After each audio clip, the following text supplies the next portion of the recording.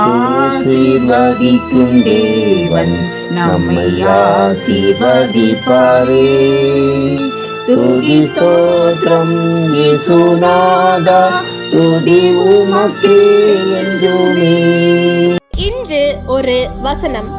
தேவரீர் என்னை ஆசீர்வதித்து என் எல்லையை பெரிதாக்கி உமது கரம் என்னோடு இருந்து தீங்கு என்னை துக்கப்படுத்தாதபடிக்கு அதற்கு என்னை விலக்கி காத்தருளும். 1 நாளாகமும் 4:10. அன்புக்குரியவர்களே, கொஞ்சம் வருமானம் இருந்தாலும் நிறைய வருமானம் இருந்தாலும் ஆசீர்வதிக்கிறவர் ஆண்டவர் மட்டுமே.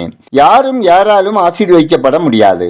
மனிதனுக்கு மற்ற மனிதன் ஆசீர்வாதமாக இருக்க வேண்டும் என்ற எண்ணம் எளிதில் வராது. ஆண்டவரின் ஆசீர்வாதம் உங்களுக்குள் வரும்போது பாவங்கள் சாபங்கள் மாறும், குடும்பத்தில் சமாதானம் காணப்படும். உங்கள் கரத்தில் உள்ள பெருக்கத்தை பார்ப்பீர்கள்.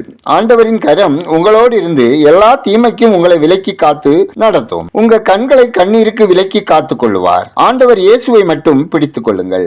நாம் ஜெபிப்போம். ஆசீர்வாதத்தின் ஊற்றும் உறைவிடமாகிய கர்த்தாவே, ஆசீர்வதிக்கப்பட்டதான இந்த நாளுக்காய், இந்த நாளின் வசனத்துக்காய் நன்றி செலுத்துகிறோம். ஆண்டவரே, நீர் எங்களை ஆசீர்வதியும். உம்முடைய சமாதானத்தினாலும் மன நிம்மதியினாலும் எங்களை ஆசீர்வதியும். எங்களுடைய வாழ்வின் எல்லை, குடும்ப ஆசீர்வாதத்தின் எல்லை, பரிசுத்தத்தின் எல்லை, ஆவிக்குரிய வாழ்வின் எல்லைகள் எல்லாவற்றையும் பெரிதாக்கி சத்துருக்களின் சகல தீமைக்கும் மனித தந்திரங்களுக்கும் விலக்கி காத்தருளும். தேவனே, நாங்கள் கோபத்திலிருந்தும் சக மனிதர்களிடம் காட்டுகிற வெறுப்பில் இருந்தும் மற்றவர்கள் மேல் அவதூறு சொல்வதில் இருந்தும் விடுபடுவதற்கும் பரிசுத்தாவியானவரின் ஆளுகை எங்களுக்கு வேண்டுமாய் கெஞ்சுகிறோம். தேவனே, எங்கள் உள்ளத்தில் மற்றவர்கள் மேல் உள்ள கசப்பை மன்னிக்காத சுபாவத்தில் இருந்து நாங்கள் விடுபட்டு வேதனைகள் மாறி சமாதானமான வாழ்க்கை வாழ வழி நடத்துங்க.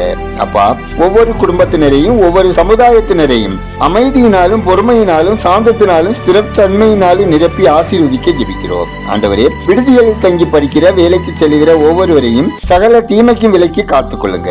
இந்த நாளில் பிறந்த நாளை காணும், திருமண நாளை காணும் ஒவ்வொருவரையும் ஆசீர்வதிக்கிறோம். ஆண்டவரே, வெளிநாடுகளில் சென்று படிக்க, வேலை செய்ய முயற்சிக்கும் ஒவ்வொருவரின் முயற்சியை வாய்க்க செய்ய வேண்டுமாயும், வெளிநாடுகளில் தங்கி படிக்கிற, வேலை செய்கிற, தொழில் செய்கிற ஒவ்வொருவரையும் ஆசீர்வதிக்க வேண்டுமாயும் ஜெபிக்கிறோம். ஆண்டவரே, எங்கள் தேசம் ஆசீர்வதிக்கப்படவும், மக்கள் கர்த்தரை அறியும் அறிவில் வளரவும், பெரும் முதலாளிகள் 22 பேரிடம் தள்ளுபடி செய்யப்பட்ட 16 லட்சம் கோடி கடனை வசூல் செய்யும் புதிய அரசு உருவாகவும், இந்திய மக்கள் அனைவருக்கும் வேலை வாய்ப்புகள் உருவாக்கப்படவும், தமிழ்நாட்டில் HIV நோயினால் பாதிக்கப்பட்ட 2 லட்சத்துக்கு மேல் உள்ளவர்களை தேவன் விசேஷித்த விதமாக குணமாக்கவும், இலங்கை அரசை போல வெளிநாட்டு வேலை வாங்கி தருவதாக கூறி பணம் பறிப்பவர்களை கைது செய்து நடவடிக்கை எடுக்கவும், உலக அளவில் கடுமையான பட்டினியினால் பாதிக்கப்பட்ட 30 கோடி மக்களின் உணவு தட்டுப்பாட்டை சமாளிக்க உலக நாடுகள் இணைந்து நடவடிக்கை எடுக்கும்படியும் ஜெபிக்கிறோம். மிஷனரிகள் நலன் காக்கப்படவும், ஊழிய எல்லைகள் விரிவாகவும், தடை செய்கிறவர்கள் ரட்சிக்கப்படவும் ஜெபிக்கிறோம். எங்கள் விண்ணப்பத்தை அங்கீகரித்ததற்காக நன்றி சொல்கிறோம். துதிகன மகிமை உமக்கே செலுத்துகிறோம். இயேசுவின் நாமத்தில் ஜெபிக்கிறோம். எங்கள் ஜெபங்களும் நல்ல பிதாவே,